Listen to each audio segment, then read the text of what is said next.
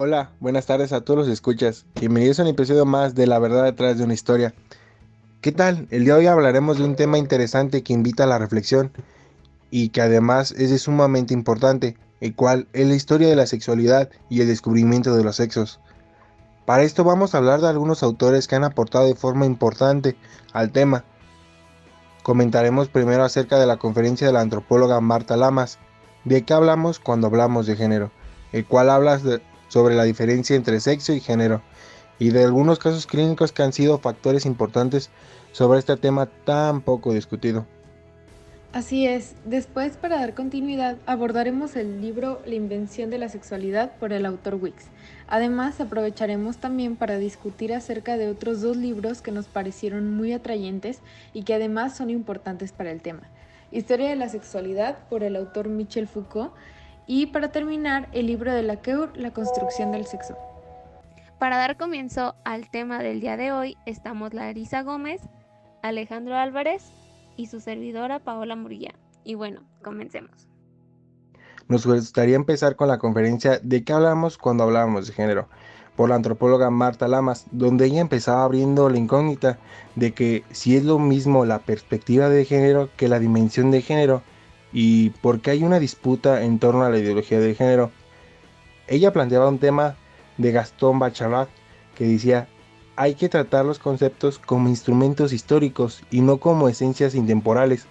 A partir de ahí, comenzaba a hablar de la forma de cómo va el género, cómo sería el género, donde ella lo dividía en tres. El primero, donde el género español, en formas de clases, especies o tipo.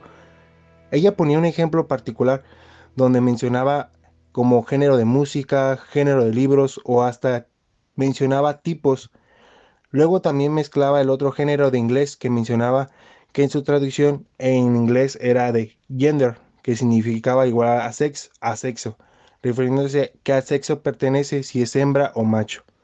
Y finalmente hablaba de la nueva categoría, quien también se llamaba el género, el cual habla de un proceso de simbolización, que básicamente es un conjunto de ideas, presentaciones o atribuciones que tomaban como base la diferencia sexual. Por eso, en este último se decía que el género es más una simbolización de la diferencia sexual que contiene elementos de conocimiento y elementos subjetivos. También mencionaba que el sexo es parte de lo biológico y que el género es la parte de la sociedad, dándose a referir que el sexo es la parte con la que nacemos, somos como tal, y la del género es la parte de cómo nos sentimos en la sociedad o cómo nos categoriza la misma. Y ahora quiero contarles acerca de unos casos clínicos que menciona la antropóloga, los cuales tienen que ver con lo último que se planteó. El primer caso que quiero destacar que menciona la antropóloga Marta Lamas es el caso de Juanito, que sucede en el año de 1953. Esto sucede básicamente en una comunidad religiosa en Estados Unidos, el cual es una pareja que tuvo una niña con síndrome de adrenogenital. Básicamente este síndrome se refiere que el clítoris de la niña se masculiniza y de los labios le sale una puntita. Ahí es donde se equivocaron del sexo del bebé diciéndoles que era un niño. Los padres criaron al bebé como tal, como un niño, por la falta de conocimiento sobre la sexualidad, y la forma en que se dieron cuenta fue cuando se realizó un juego de niñas en su escuela y una de las maestras se dio cuenta del sexo del supuesto niño que en realidad era una niña. Exacto, y ahora me gustaría mencionar también otro caso que menciona la antropóloga, que es el caso de Rebeca, pero este sucede en el año de 1957. Este también sucede en una familia en Estados Unidos, en el cual el bebé a los 15 días de nacido lo preparan para hacerle una supuesta circuncisión, pero por un accidente del médico le mutilan el pene. La familia debe tomar una decisión en el cual tener un hijo sin el miembro o convertirlo en una niña, pero la familia se va por la idea más de que va a sufrir menos siendo la mujer, entonces le comienzan dándole hormonas y construyendo una vagina. Crece como una mujer, se casa con un hombre, todo normal, pero con el problema de que ya no puede concebir a un bebé. Por otra parte, también el caso de Bruce y David es algo igual, pero simplemente que este sucede en 1967. Este es el nacimiento de dos gemelos a los cuales a los 2 meses su familia toma la decisión de hacerles una circuncisión, pero lamentablemente uno de los gemelos le dañan el aparato reproductivo por un error médico. Pasa el tiempo y los padres toman la decisión de hacerle lo mismo que le hicieron a Rebeca, pero con la diferencia de que este caso fue con un niño ya con una identidad. O sea, ya tenía una edad avanzada y ya se conocía como tal, un niño. Y a los 14 años, el niño se niega a seguir un tratamiento, ya que para hacerlo mujer tenía que seguir los mismos pasos que le hicieron a Rebeca. Pero él a partir de eso sigue con su ideal de ser un niño y niega a hacerse cambio de sexo, así que cambia su nombre de Bruce a David, ya poniéndose una identidad propia. Lo particular, el que crece se casa, pero su vida no la favorece y pues se divorcia y no le funciona como tal. Entonces podemos decir que Rebeca aceptó el cambio con algunas condiciones y a diferencia Bruce, que después se convirtió en David, no aceptó el cambio porque como ya había pasado bastante tiempo, ya tenía una identidad, pues no se sentía pues cómodo con este cambio, ¿no? Podemos resumir.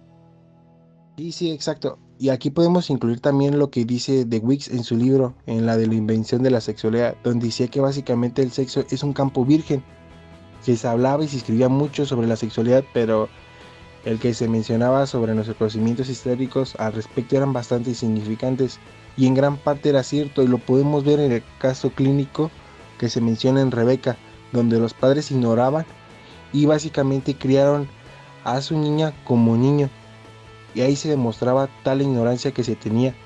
De igual manera, todo aquel que se quería aventurar en estos tipos de campos tendía a presentar generaciones transculturales o bien incluir el tema bajo rótulos más neutrales y aceptables para la sociedad. como lo es el matrimonio y la moral. Básicamente, pero para el sexo parecía algo más marginal a los amplios terrenos de la historia ortodoxa. Ajá, pero tampoco podemos negar que la sociedad no ha avanzado acerca de algunos temas relacionados, así como ha pasado el tiempo y se han visto más registros acerca de algunos como lo es el matrimonio, la familia, la prostitución, la homosexualidad y también la evolución de identidades sexuales. Sí, exacto. Y ahora bien, enfocándonos más en la historia de la sexualidad, actualmente y por lo que se ha visto, aún es un campo donde no se le ha dado el respeto adecuado en la investigación. Y un ejemplo claro de ello es el sociólogo Ken Plummer, que siempre ha señalado como moralmente sospechosa la investigación sexual. Sí, pero ahora por lo menos tiene cierto grado de reconocimiento profesional, así como un público que está interesado y de cierta manera podemos decir que está apasionado sobre el tema. Sí, por eso, o sea, no se puede negar eso. Y aquí podemos hacer una interacción que tiene el sexo con la sociedad, que básicamente es el hombre y la mujer. Es un proceso de reproducción biológica y social, pero una historia de la reproducción no es una historia del sexo como tal. Y una observación aguda al respecto fue la del pionero de la investigación sexual humana, que fue Alfred Kinsey, que decía: biólogos y psicólogos han aceptado que la doctrina de que la única función natural del sexo es la reproducción, simplemente que han ignorado la existencia de la actividad sexual, que no es reproductiva. Han supuesto que las respuestas heterosexuales son una parte del equipo innato y un instinto de un animal, y que los otros tipos de actividad sexual representan básicamente como perversiones de los instintos normales. Sin embargo, tales interpretaciones son... Por otro lado, la mayor parte de la interacción erótica de quienes llamamos heterosexuales no llevan a la procreación. En el libro se mencionaba que hay muchas formas de sexo no heterosexuales entre mujeres y entre hombres. Alguna de estas incluye el coito de una u otra manera, otras no, pero se encontraba algunas actividades que están claramente relacionadas con el sexo. Un ejemplo que tomaba era el travestismo, que pueden llevar en ocasiones al desahogo sexual o en algunas no hacerlo. Entonces se puede decir que ni siquiera la intimidad parece ser un criterio suficientemente claro para juzgar lo que es sexual, como la actividad de la masturbación, y también que hay personas con aspectos de intimidad que no tienen nada que ver con el sexo y que en ocasiones se puede decir que algunas actividades sexuales no son íntimas. Por otro lado, la mayor parte de la interacción erótica de quienes llamamos biólogos y psicólogos han Claro, por eso Weitz hacía una pregunta en su libro que decía, ¿de qué es historia la historia de la sexualidad? Dando la respuesta de que es una historia sin un tema determinado, o más bien lo sugiere Robert Pagut, la historia de un tema, un flujo constante, refiriéndose que en la manera en que escribimos sobre nuestra sexualidad nos dice tanto el presente y sus preocupaciones como de ese pasado. Ajá, por ejemplo, en el libro Patriarchal Precedents de Rosalind Coward, ha descrito los debates complejos y acalorados de la segunda mitad del siglo XIX acerca de la naturaleza de la familia y las formas sexuales contemporáneas, donde se menciona que los primeros científicos sociales veían en la sexualidad un sitio privilegiado para especular sobre los orígenes del mismo de la sociedad. Ajá, de hecho, a partir de ahí fue que empezaron a surgir algunas teorías que influyeron en forma contradictoria acerca de la evolución y el desarrollo de los diversos esquemas de la vida sexual, así como la resolución de los debates dependía de las actitudes no solo ante formas sociales existentes, que serían como el matrimonio, desigualdad sexual, doble moralidad, sino también ante otras culturas primitivas, entre comillas, que existían. Ahora continuaré hablando un poco del libro de Michel Foucault, el cual no hace como tal una historia de la sexualidad, sino que realiza un análisis de la historia de la sexualidad por medio de ciertos discursos e historias que se han armado de esta, partiendo de regulares discursos donde se habla de la sexualidad como algo reprimido, siendo esto la famosa hipótesis represiva, y señalando que con la llegada del psicoanálisis se libera la sexualidad, ya que se inicia hablando de una sexualidad infantil. Sin embargo, Michel dice que se habla de hipótesis represiva cuando escriben prácticas o textos en donde solo se habla de sexualidad a partir de esto. Bueno, aquí hay que puntualizar que la sexualidad no es que estuviera reprimida. Por lo tanto, no se entiende por qué hicieron tantos discursos y por qué todos dicen lo mismo. Ajá, para tratar de comprenderlo hay que ver la regularidad entre religión, psiquiatría y psicoanálisis. Para esto, Michel encuentra ciertas similitudes tomadas en un principio por la religión, las cuales después abandona y con el paso del tiempo son tomadas por la psiquiatría. Y esto mismo del abandono y luego tomarlo de nuevo pasa con el psicoanálisis. Entonces, para esto pensamos que la religión fue la que más reprimió la sexualidad, inclusive como si fuera un pecado o un tabú. Para esto, Michel cita el Concilio de Trento, que es una especie de mandato que se planteaba a la hora de la confesión. Cabe decir que la religión entendía el pecado como la sexualidad, o sea, el pecado de la carne, y que al ser este consumado tenías que ir a confesarte y pues liberarte de estos pecados. En cambio, el Concilio de Trento decía que con solo el hecho de haberlo pensado, ya la persona tenía que ir a confesarse, entonces ya se deja de lado el hecho consumado y por otro lado se toma el relato. Pero ustedes dirán, bueno, ¿a qué viene todo esto? Pues la religión, al tener esta relación con los demás, se tiene como una especie de control al entrar por medio del relato y a su vez intervenir con el fin de tenerlos controlados, aunque ellos no lo vean directamente. Entonces, la sexualidad no está reprimida como tal, y mucho menos en la época del auge, donde decía que era a partir de los siglos XVI, XVIII, sino que también emitían discursos en contra de la libertad sexual, con una intención de que tomaban la culpa y el castigo como elementos primordiales, porque se querían de una forma sobre la sexualidad, usando como estrategia a esta hipótesis represiva. Así es, y en psiquiatría como en el psicoanálisis era lo mismo, pero cambiaba la idea a que la sexualidad era patológica por naturaleza y que se tenía que hacer algo para poder curarla. Por ende, la sexualidad se idealizó como una enfermedad y por tanto entró a un dominio patológico. Ah, claro, así se podría decir que el ámbito médico y psiquiátrico para poder hacer intervenciones y tratar esta supuesta enfermedad. Sí, por esto es que Michel plantea que el psicoanálisis tiene parecido con lo del confesionario que la iglesia practicaba, pero ahora de manera distinta, ya que en este caso se da la interpretación como un medio para poder indagar en lo que supuestamente tiene la persona. Y como mencionamos anteriormente, así se fue formando un control de las instituciones sobre la población. Este control relacionado con el poder dado de forma negativa, dicho de otra forma, es de que fue como algo que viene a prohibir y a obligar a responder con una conducta.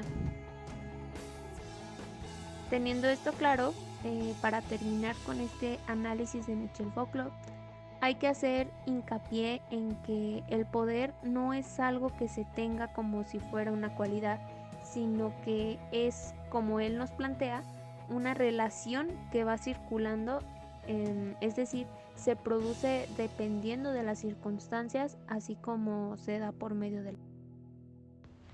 Muchas gracias. Bueno, es súper interesante todo lo que Michel Foucault nos dice en este libro y creo que ya que comentamos toda esta parte de sexualidad y sus relaciones con las instituciones, el gobierno, la iglesia y con la religión y el psicoanálisis, podemos dar paso al libro de Laqueur, el que está titulado La construcción del sexo, específicamente en un capítulo que me parece de verdad interesante y muy fuerte y que además marca una diferencia entre lo que comentábamos hace un momento con Foucault, en el sentido de que él habla de cómo la sexualidad tenía como decías tú, una máscara y cómo se veía como un pecado, en contraste con el libro de Laqueur, en el que se habla de un tiempo en el que la sexualidad comienza a ser un tema fuerte de debate, sobre todo dirigido hacia la sexualidad femenina, obviamente. Es este capítulo que es el titulado El descubrimiento de los sexos, el cual habla de la creación del sexo, que como comenta el autor fue por ahí del siglo XVIII. Y además, y lo más importante, leyendo este capítulo nos damos cuenta de que en los siglos XVIII y XIX las personas creían que la mujer era un ser inferior al hombre, y lo creían porque personas que se consideraban sabias, como los médicos, lo aseguraban. Además, bueno, años antes, filósofos como Aristóteles decían que el útero hacía a las mujeres un ser inferior y que el cuerpo femenino era una versión incompleta del cuerpo masculino. Es decir, que los órganos sexuales de la mujer eran en realidad una versión incompleta y más simple de los órganos del hombre. Díganme, ¿ustedes qué opinan de esta parte del libro, de este capítulo? ¿Ya lo habían leído? Claro, cuando leí este capítulo me pareció igualmente interesante y es justamente en esta parte que comentas en la que se habla del orgasmo femenino cuando empieza todo este debate alrededor de él, así como alrededor de las diferencias fisiológicas que hay entre el cuerpo masculino y femenino, y se trata de empezar a desmentir la creencia de que pues la mujer era inferior a razón de estas diferencias, y había inclusive personas que aseguraban que las mujeres carecían de pasión y por el contrario otras que decían que la mujer poseía un grado extraordinario de ella, tanto que la consideraban destructiva. Y exactamente, las personas necesitaban asegurar una diferencia anatómica y fisiológica entre los cuerpos masculinos y femeninos, y es por esto que el orgasmo pasó a ser protagonista en el juego de las nuevas diferencias sexuales. Otra parte de este debate alrededor del orgasmo femenino era la polémica que había por descubrir si la concepción solo era posible si la mujer había disfrutado de la relación sexual. Y esto es súper importante, porque hubo un tiempo en el que esto se aseguraba. Era por esto que si una mujer embarazada denunciaba que había sido violada, era tomada por loca. Y esto no cambió hasta que, como ya mencionamos, surgió todo este debate alrededor del placer y el cuerpo femenino. Las discusiones y polémicas alrededor del sexo biológico, así como la desinformación sobre la anatomía y fisiología de las mujeres, duraron años. Diversos autores representaban a los órganos femeninos como una versión diferente de los masculinos. Otros aseguraban que la concepción se daba solo en el momento del clímax femenino. Además, ni siquiera se conocía con certeza la función de varios órganos sexuales en las mujeres, como por ejemplo de los ovarios, que en ese momento de hecho eran llamados testículos femeninos. De hecho, dice el libro que no es hasta el siglo XVIII que se desmiente la creencia de que el útero era solo incidental para la definición de la diferencia sexual. Y sin embargo, los debates alrededor de todo este tema siguieron y llevaron a que en ese siglo y también en el siglo XIX hubiese innumerables luchas entre hombres y mujeres y también entre feministas. Y me encantaría comentar algo al respecto de las luchas que surgieron a partir de los debates por la diferencia del sexo biológico, y que es interesante recordar que aquí el movimiento sufragista, que además surgía también al final del siglo XIX y del siglo XX, fue también una lucha en la que de cierta manera influía el sexo biológico, pues como sabemos la postura de muchos hombres influyentes era de la creencia de que el cerebro femenino era mucho más pequeño y por lo tanto estaba menos desarrollado. Esto lo aseguraban los médicos desde ese momento, y claramente podemos ver como a la par de este momento histórico se seguía viendo a la mujer como un ser inferior debido a su anatomía y fisiología. Sí, así es, y de hecho debemos hacer conciencia de que a la fecha sigue habiendo personas que tienen este tipo de creencias. Es importante que nos actualicemos y eduquemos para dejar de seguir este tipo de dogmas que dictan que la mujer debe seguir ciertos roles solo por su sexo biológico. Personalmente creo que de hecho vamos bien encaminados, aunque claramente falta mucho camino por recorrer. Bueno, ya casi para terminar y para darle final a este podcast, me gustaría que comentáramos nuestra opinión personal acerca de todos estos temas de los que hablamos hoy. Dar un comentario acerca de estos temas tan relevantes. Creo firmemente que la sociedad hoy en día ha dado mancha ligera a estos temas, que ya no tiene la mente tan cerrada como lo era antes hablar de sexo o sexualidad. Pero esto no quita que todavía hay gente que ignore muchas cosas al respecto, como puede ser la diferencia entre sexo y género, los estereotipos y el daño que pueden causar a un niño por la falta de conocimientos acerca de estos temas, que sufren algún tipo de trauma que se vivieron en algunos casos clínicos, ya que hay muchos padres que en la actualidad no quieren aplicar este tipo de enseñanza a sus hijos. Por ello creo que para dar el primer paso a dar un cambio acerca de esta es la educación sexual en menores, porque ellos serán lo que algún día den esa educación a sus hijos. De igual forma, quiero dar mi comentario personal y creo que fue un tema bastante bueno por presentar, ya que siempre se llega a confundir el sexo con el género, tomándolo como uno mismo y que, pues, como lo que ya mencionó mi compañero de los casos clínicos, pues resultan impactantes cómo es que sucedió todo esto, así como es interesante informarse de cómo es que se ha ido creando la historia de la sexualidad, aunque pues no se dé de una manera muy agradable para todos, sin embargo dejándonos un conocimiento más inventado, y por otra parte cómo es que se fue dando el descubrimiento del sexo y cómo es que este era diferente en los hombres que en las mujeres, y cómo es que la mujer siempre se la hacía ver menos, ya sea por fuerza, por... Bueno, yo también quiero dar pues mi comentario personal, y es que yo opino que los temas que se abordaron hoy son muy importantes, y pues los autores que se citaron hablan y estudian áreas que muchos olvidan que son muy necesarias de estudiar y que en realidad deberíamos tener súper presentes, pues se trata de la manera en la que vivimos, los privilegios que han tenido los hombres a lo largo de los años solo por haber nacido con los órganos reproductores que se consideraban superiores o los correctos. Como ya habíamos mencionado, se necesita estudiar más esta parte. Creo personalmente que eso nos puede llevar a una sociedad más equitativa y por lo tanto más justa y más libre. Para concluir con el episodio del día de hoy y para retroalimentar un poco, ahora sabemos cómo se fue dando la historia de la sexualidad a través de discursos que sirvieron como influencia para tener sometida a la población por medio de un control acompañado del poder de las instituciones, como lo es la iglesia, el gobierno, entre otras.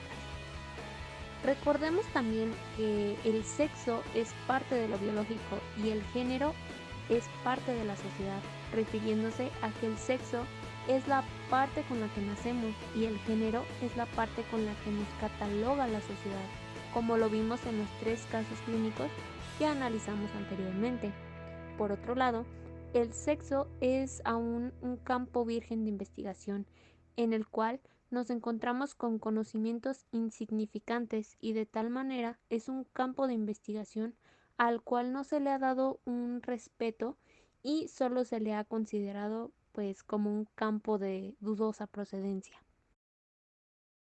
Sí, bueno, y ya que tenemos presente que el sexo y el género son cosas totalmente distintas, podemos recordar nuevamente el texto de la Queur, en el que se aborda la distinción entre hombre y mujer exclusivamente por el sexo biológico.